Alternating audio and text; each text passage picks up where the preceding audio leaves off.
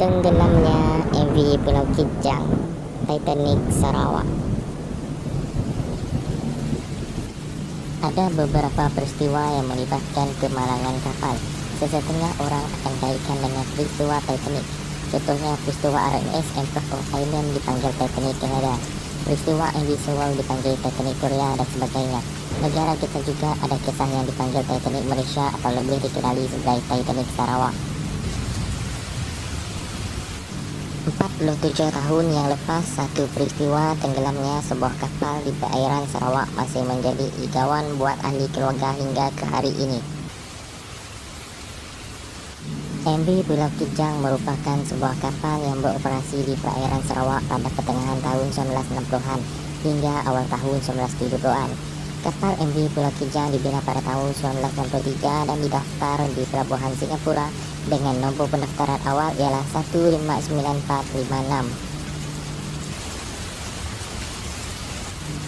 Sijil pendaftaran yang dikeluarkan oleh Kerajaan Singapura dan sah sehingga 10 Mei 1973. Kapal yang diperbuat daripada besi, keluli dan kayu ini asalnya dibenarkan membawa seramai 225 orang, iaitu 180 penumpang dan 45 anak kapal. Kapal MV Pulau Kijang ini berperanan sebagai kapal kargo dan kapal penumpang. Kapal buatan Deco Deckard and Engineering Co. Ltd Hong Kong ini pernah beroperasi di perairan Singapura dan sebahagian perairan Indonesia sehingga zaman konfrontasi pada tahun 1963. Namun, menjelang 1965, perkhidmatan kapal ini terpaksa diberhentikan atas faktor keselamatan. Oleh itu, pentadbiran syarikat kapal telah memohon sijil keselamatan kepada pihak kerajaan dan sijil itu dikeluarkan dan sah sehingga tahun 1974. Serentak dengan pengeluaran sijil keselamatan dan penumpang, pemilik kapal juga telah diarahkan supaya meningkatkan beberapa kelengkapan keselamatan pelayaran termasuklah pemasangan alat perhubungan komunikasi radio. Arahan tersebut yang terkandung di dalam surat bertarikh 10 Januari 1966 dikeluarkan setelah pemeriksaan ulang jembatan laut Sarawak ke atas MV Pulau Kijang mendapati kedudukan stability kapal tidak seimbang. Pada 27 Disember 1973, di sebalik kemeriahan sebahagian rakyat Sarawak menyambut Hari Natal, tiada siapa menduga akan ada hari hitam di mana mengubah hidup mereka selamanya. MV Pulau Kijang merupakan kapal perantara bagi seriti kucing.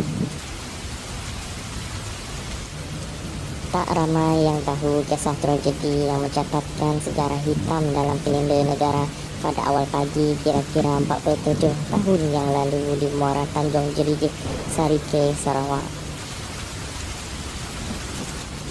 Tak siapa pernah menduga pelayaran kapal kargo dan penumpang MV Pulau Kijang pada 26 Disember 1973 berakhir dengan tragedi menyayat hati kira-kira jam 4 pagi keesokan harinya.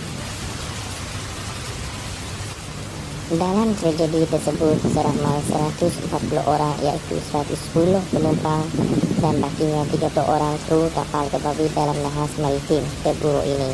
Hanya 40 orang terselamat dan 53 mayat mangsa termasuk 5 mayat anak kapal berjaya ditemui. Manakala 47 mayat penumpang dan anak kapal gagal ditemui sehingga ke hari ini. Mereka termasuk 6 sekeluarga yang berasal dari Sibu, Sarawak dipercayai terperangkap di dalam badan kapal malang tersebut.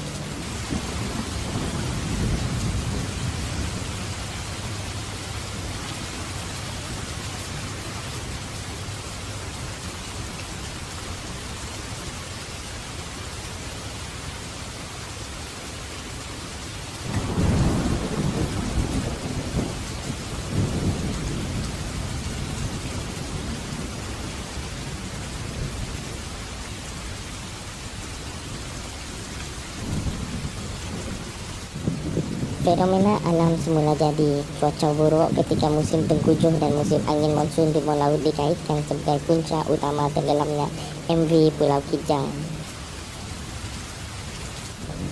Bagaimanapun, tiada laporan dikeluarkan mengenai kemungkinan cuaca buruk bagi tempoh 24 jam ketika MV Pulau Kijang meninggalkan jeti KTS Kuching pada 26 Disember 1973. Kebanyakan mangsa yang terselamat, terutamanya anak-anak kapal, memberitahu sebelum kejadian berlaku.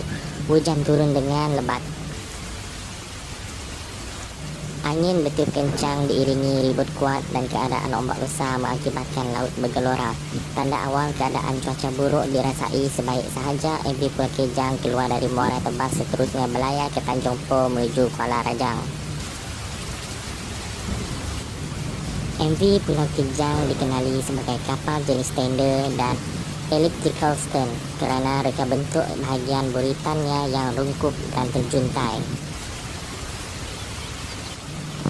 Spesifikasi buritannya membolehkan air laut melimpah masuk ke dalam dek belakang, tetapi air yang melimpah ini tidak dapat mengalir terus keluar. Alat kemudi dan kipasnya tenggelam serentak ke dalam air, membolehkan kapal jenis ini dikemudi dengan lebih efektif.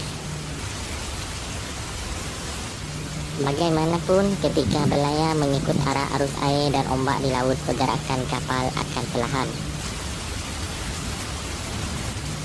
Semasa pelayaran terakhirnya, ukuran keapungan bahagian harapan MV Pulau Kijang ialah 2.13 meter dan bahagian belakang ialah 3.04 meter.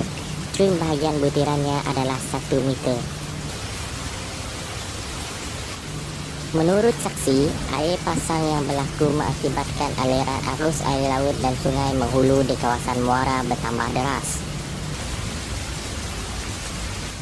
Kapal terumbang-ambing ke kiri dan kanan akibat pukulan gelombang besar dan alunan ombak yang kuat di bahagian beting.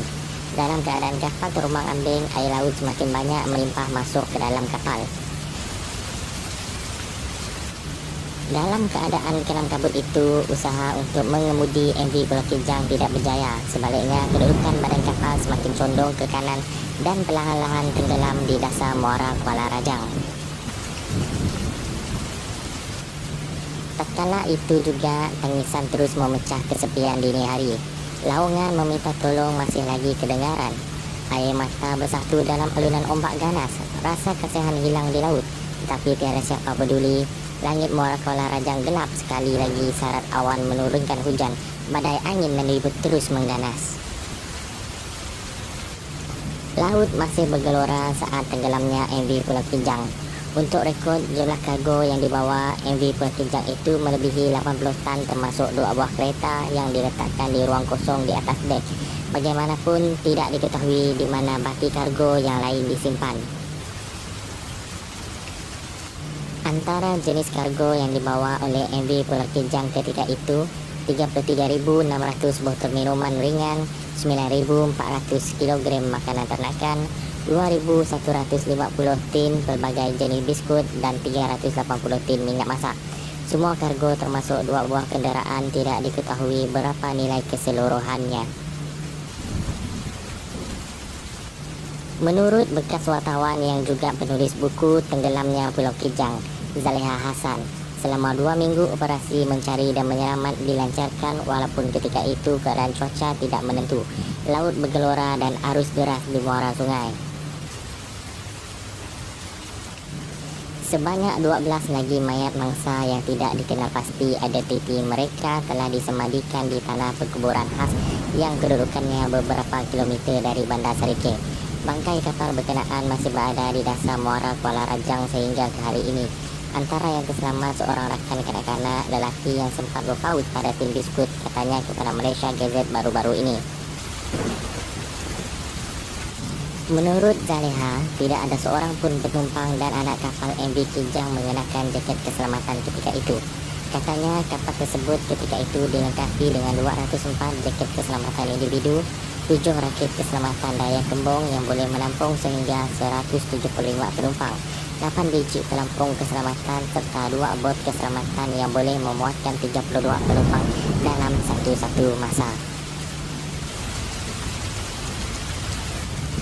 Ujarnya, kapal malang yang cukup sinonim sebagai pengangkutan air utama berulang-alik dari Kuching Sericai Cebu ditukaran pada kedudukan kira-kira 2,8 batu nautika dari rumah api Tanjung Jerije dan kira-kira 3 batu nautika ke arah rumah api Tanjung Selalang Sarike.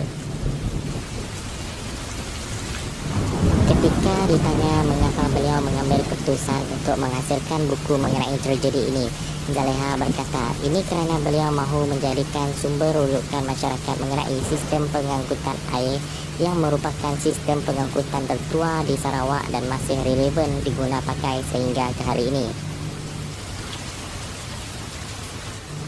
Saya menulis berdasarkan fakta, dokumentasi dan laporan mahkamah mengenai kes ini. Saya juga ada buat kajian, berjumpa dengan isteri dan anak para mangsa, termasuk ke kubur mereka yang terlibat. Memang sedih bila mengenangkan tragedi ini, apatah lagi ramai mangsa tidak dapat ditemui hingga hari ini. Sayang sekali buku setebal 135 muka surat yang diterbitkan pada tahun 2004 itu sudah tidak ada di pasaran, kata beliau. Hari ini, setelah berpuluh tahun tenggelamnya MV Pulau Kijang, mangsa yang terselamat dan waris-waris mangsa masih sukar melupakan peristiwa memilukan ini. Bagi waris-waris bangsa yang kehilangan orang tersayang dan mayat mereka terkubur di dasar muara bersama kapal malang ini, kesedihan yang mereka tanggung sukar diungkap dengan kata-kata. Setiap kali kenangan mengamit, ingatan hanya air mata dan doa yang mampu dihadiahkan. Sekian sahaja perkongsian TS dalam channel kali ini. Harap kita berjumpa dalam channel seterusnya. Jangan lupa untuk subscribe channel TS. Terima kasih.